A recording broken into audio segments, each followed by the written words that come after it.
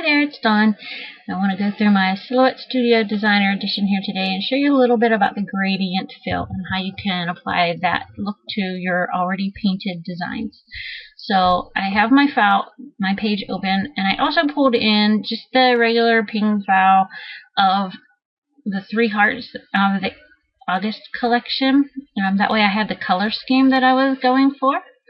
Now I'm going to go into my library. I'm going to find my do more of what makes you happy. I love this big long sentence type phrase in her kit this month. Don't forget when you pull in your DXFs or your SVGs that the first thing you do is you want to right click, grab all of these little squared pieces and make it a compound path. That way you can move it all around your screen and you're not going to lose all of the inside parts. Well, it'll be one big happy cut.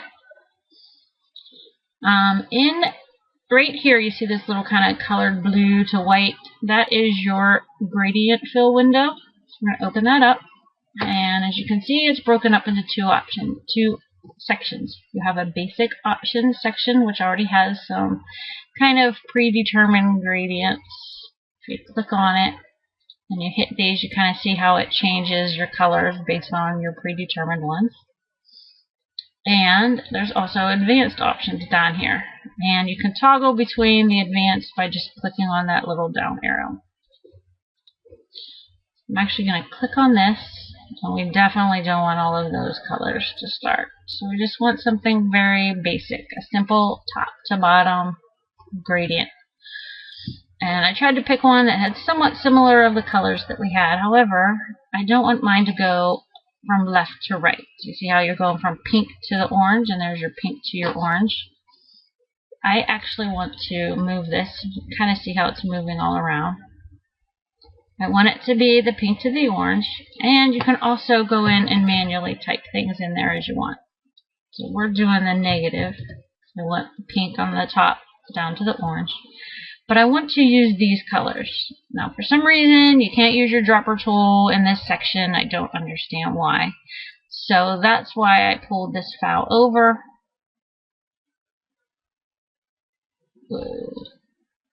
And I want to use this little kind of circle plus tool here. And I am searching for that kind of orangish color to start on the top. Something that looks pretty close. I had it. There we go. And then down here, I'm going to throw in, I just clicked. That's all I did was click in this window. And I created my white one.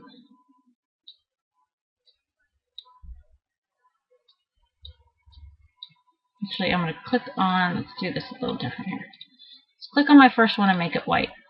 And then we'll click on my second one, and I want to bring in my orange color. So let's go back here and find that orange color. And all I'm really doing is comparing this color to this color. So you can try and eyeball it up to get it as close as we can. Yeah, just a little more pink and lighter. That'll work for now. Still too orange, but. And then for this last one, I want to match it up to this peachy color. So try clicking on that. We'll start with that red, and then we'll just kind of eyeball it a little. That looks pretty good. Now, way too much color for me. Wasn't into that. So I'm just going to slide down my sliders here a little bit. I'm going to create another slider by double clicking. I'm going to make that one white as well. And see how I'm changing kind of how that white's moving further down. And then if you spread it out a little bit more, you have more of a lighter gradient. As they get closer together, your colors are a lot less subtle. So what you're going to see in this screen here is basically what your cut's going to look like.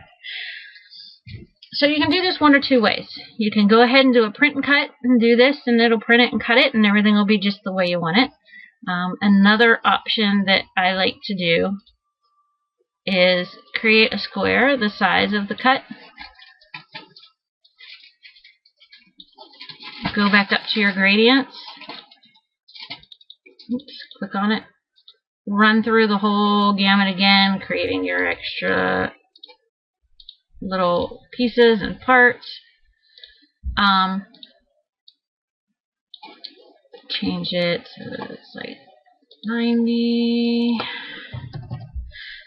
Put in your second color, and that's really how quick it is. It doesn't really take much to get to this. I just showed you the real long way by explaining everything. On this one, give it some orange. Yikes. Don't like that. That might work. Let it down. And then I'm going to take our actual cut here. No fill. And then I will throw it on top. Like first I will print this out on a regular piece of paper. And then I will go ahead and do my cut on that same piece of paper. So I'm still going to get the gradient. I'm going to see the gradient where I want it. I'll show you that in the layers.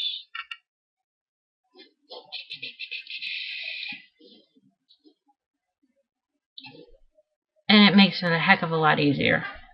You can do it either way you want it. If you're into the print and cut feature, which I'll show you more about next month, or you can just do the whole print the paper first and then go ahead and do your cut on top of it. I hope this helped a little bit. You can understand a little bit more about the gradients. You can do some pretty cool things in there, whether you use the regular colors or you play around with the advanced options a little bit and make your own gradient fill to match the colors that you want. Okay, thanks for watching.